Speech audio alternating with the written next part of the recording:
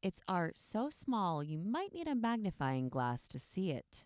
It's called miniature art, and these handmade delicate pieces are part of an exhibition now on view in Manhattan.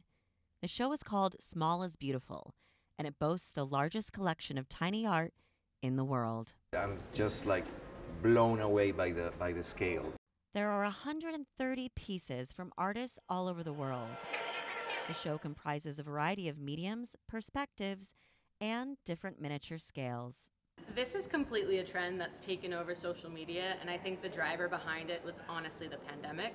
There's nothing like getting your head around and walking 360 around a piece, or tilting your head and seeing a scale of an object. Danny Cortez is one of the 2 New York artists featured in this exhibit. His tiny art is inspired by his life, growing up in Brooklyn in the 90s. All right, let's recreate these places that are no longer existing. And if they do exist, let's make it anyway. Cortez started making miniature art as a way to cope with the pandemic. And up to this day, he finds peace in cultivating these tiny details. I'm fascinated by miniatures because I think we're adults, but we never stop being kids in the heart.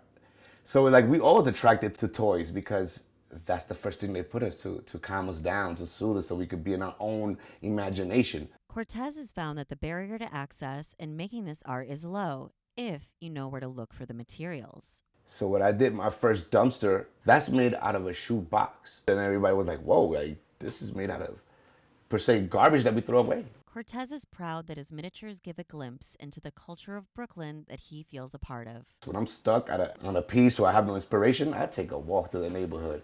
And I'm like, oh, I like the way that rust is dripping. I like the way this sticker is fading.